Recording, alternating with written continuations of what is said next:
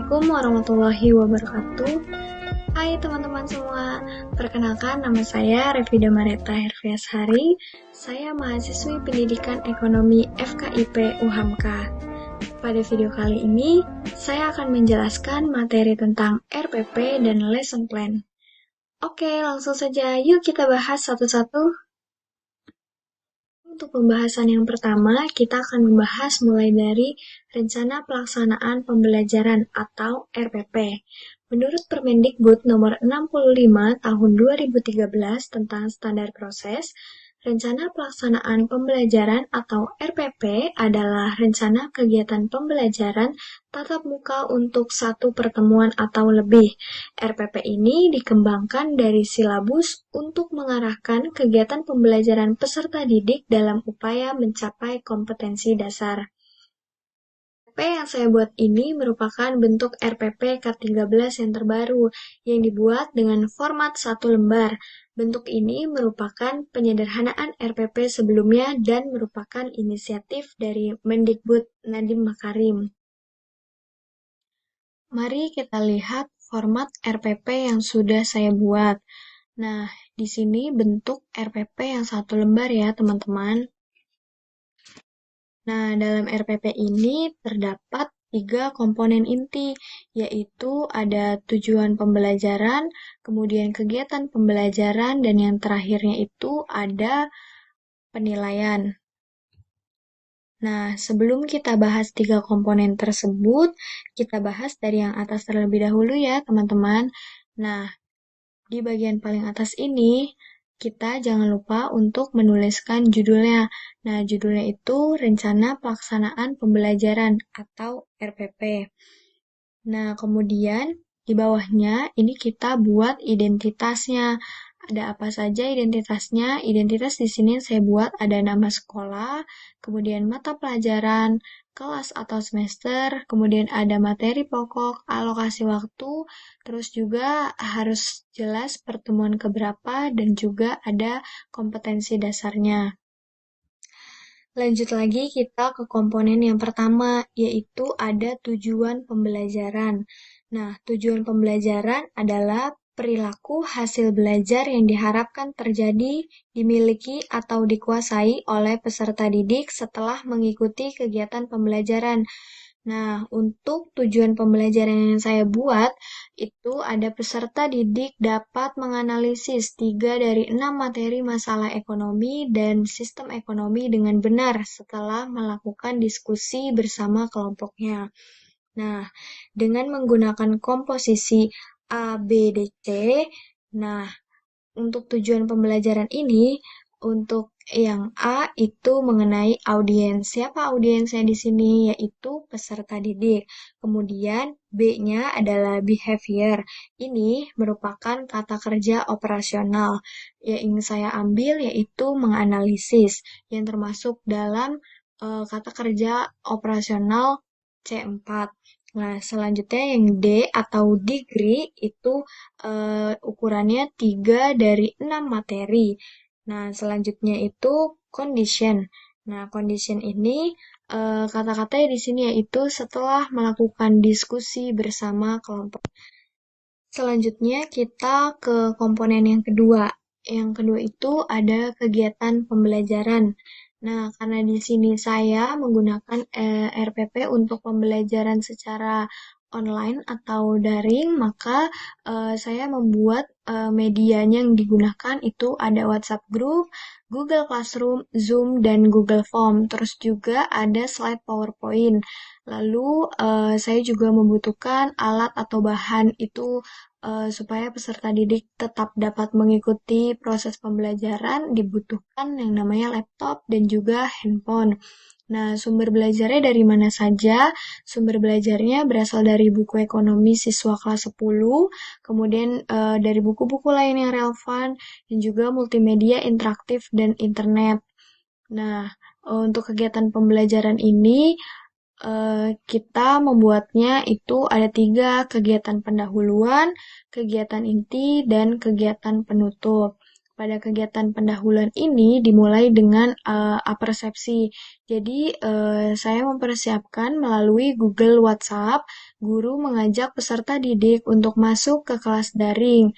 Nah, kemudian melakukan pembukaan dengan salam pembuka, memanjatkan syukur kepada Tuhan Yang Maha Esa, dan memulai dengan doa belajar di aplikasi Zoom. Kemudian meminta peserta didik untuk mengisi daftar hadir sebagai sikap disiplin di Google Form. Selanjutnya ada pemberian motivasi. Di sini guru atau saya menampilkan video motivasi dan memberikan gambaran tentang manfaat pelajaran yang akan dipelajari dalam kehidupan sehari-hari. Nah, tidak lupa juga sebelum memulai pembelajaran, seorang guru harus menyampaikan tujuannya. Nah, menjelaskan hal-hal yang akan dipelajari, kompetensi apa yang akan dicapai, kemudian metode belajar yang akan ditempuhnya itu seperti apa. Nah, setelah kegiatan pendahuluan selama 15 menit itu sudah kita mulai masuk kepada kegiatan inti. Nah, kegiatan inti diawali dengan kegiatan literasi. Pada kegiatan ini, peserta didik diminta untuk mengamati, membaca, dan menuliskannya kembali. Nah, mereka itu diberi tayangan dan bahan bacaan terkait materi masalah pokok ekonomi dan sistem ekonomi yang ada pada situs zenius.net, juga yang ada di YouTube. Nah, untuk video materi pembelajarannya itu nanti saya persiapkan linknya, kemudian sebelumnya sudah saya kirimkan melalui WhatsApp group. Yang kedua, itu ada critical thinking. Pada bagian ini, guru memberikan stimulus berupa pertanyaan-pertanyaan berkaitan dengan materi dan penyampaian materi pembelajaran melalui Zoom. Kemudian, guru memberikan kesempatan untuk mengidentifikasi sebanyak mungkin hal yang belum dipahami berkaitan dengan materi masalah pokok ekonomi dan sistem ekonomi. Kemudian collaboration. Nah, pada collaboration ini berarti siswa atau peserta didik dibentuk dalam 5 kelompok untuk mendiskusikan, mengumpulkan informasi, mempresentasikan ulang, dan saling tukar informasi mengenai masalah pokok ekonomi dan sistem ekonomi. Kemudian communication, peserta didik mengkomunikasikan dengan mempresentasikan hasil kerja kelompok. Kemudian kelompok lainnya itu diminta untuk mengemukakan pendapat atas presentasi yang dilakukan. Kemudian ditanggapi kembali oleh kelompok atau individu yang mempresentasikan. Kemudian diadakan sesi tanya jawab. Pertanyaan siswa bisa langsung disampaikan atau bisa menuliskannya pada kolom chat melalui aplikasi Zoom tadi. Nah, untuk melatih kreativitas, maka di sini guru memberikan kesempatan kepada peserta didik untuk memberikan kesimpulan tentang hal-hal yang telah dipelajari terkait masalah pokok ekonomi dan sistem ekonomi. Nah, di akhir pembelajaran mengenai kegiatan penutup, itu guru mengakhiri pembelajaran dengan memberikan penguatan materi yang diajarkan, menjelaskan terkait tugas, dan memberitahu materi yang akan dibahas selanjutnya. Nah, selanjutnya itu guru memberikan salam sehat dan selalu semangat dalam belajar supaya para peserta didiknya itu tetap bisa mengikuti pembelajaran secara daring dengan baik dan dalam keadaan yang sehat. Kemudian komponen inti yang ketiga itu ada penilaian pembelajaran. Nah, bentuk penilaian di sini saya membuatnya dengan penilaian pengetahuan dan juga penilaian keterampilan. Untuk penilaian pengetahuan itu berupa pertanyaan esai yang akan dijawab melalui Google Formulir yang sudah disertakan linknya. Jadi nanti peserta didik itu diberikan pertanyaan berupa soal esai dan dijawab melalui Google Formulir. Kemudian untuk penilaian keterampilannya, saya meminta peserta didik untuk membuat mind mapping untuk materi berikutnya, kemudian dikumpulkan pada Google Classroom. Nah, terakhir tidak lupa nih, bagian di paling bawah ini, itu ada tanda tangan kepala sekolah dan juga saya guru mata pelajarannya gitu. Nah, itu tadi penjelasan mengenai rencana pelaksanaan pembelajaran atau RPP. Setelah kita mengetahui RPP, selanjutnya di sini saya akan mencoba menjelaskan mengenai lesson plan. Nah, lesson plan di sini itu contohnya dari sekolah yang berada di Filipina, Republic of the Philippines, Province of Pangasinan, Department of Education. Nah, lesson plan di sini saya buatnya itu materi pokoknya sama dengan di RPP sebelumnya, yaitu Economic Problems in the Economic System. Jadi sebenarnya lesson plan itu apa sih? Lesson plan itu digunakan untuk pembelajaran harian. Misalkan untuk satu kali pertemuan, berarti itu kita harus membuat satu lesson plan.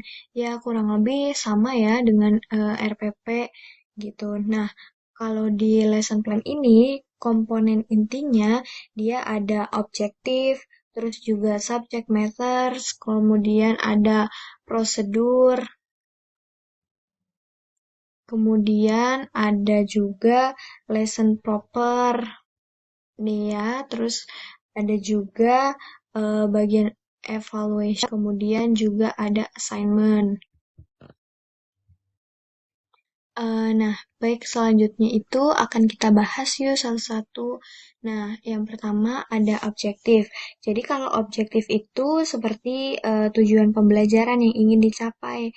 Nah, kalau tadi di RPP itu mirip sama standar kompetensi. Dan objektif ini gak ada batasannya, jadi bebas mau berapa aja. Terus cuma disesuaikan sama materi pembelajarannya aja. Nah, di sini saya isinya ada 3 ya, ada identify the main problems of classical economic, kemudian explain the meaning of the economic system, dan juga identify the various economic system. Wow. Kemudian yang kedua ada subject matter.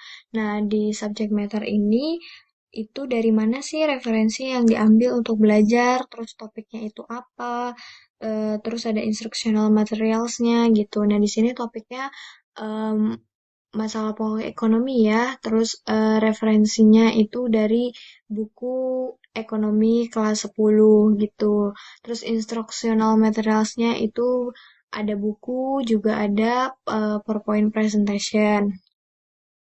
Lalu lanjut ke komponen inti yang ketiga, ada prosedur. Nah, kalau prosedur ini itu sama kayak kegiatan pembelajaran atau tahap-tahap pembelajaran.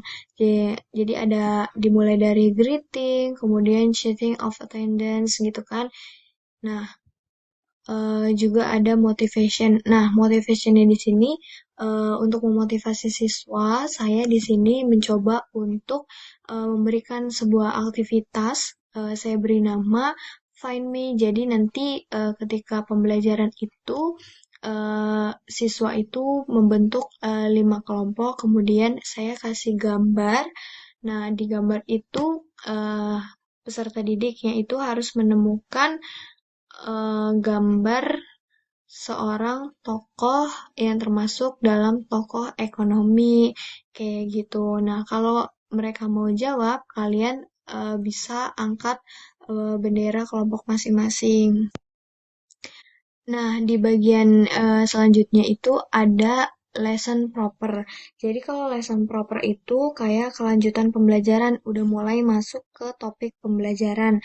Nah, di sini ada analisis atau diskusi. Jadi kayak bahan analisis atau bahan diskusinya gitu. Jadi kita kayak ngasih stimulus ke siswa lewat pertanyaan-pertanyaan. Nah, ini berkaitan sama bagian selanjutnya yaitu bagian abstraction gitu. Nah, kalau di abstraksi ini gambaran secara garis besar dari materi yang diajarkan. Nah, si analisis ini semacam petunjuk tapi dalam bentuk pertanyaannya gitu nih. Si bagian analisisnya ini jadi berkaitan dengan bagian abstractionnya. Nah, lanjut ke bagian application. Jadi, kalau application itu seperti aktivitas kerja siswa yang berkaitan dengan materi yang sudah diajarkan. Apakah siswa mengerti atau tidak? Terus kalau application itu lebih ke aktivitas kelompok atau perorangan, tapi lewat kegiatan.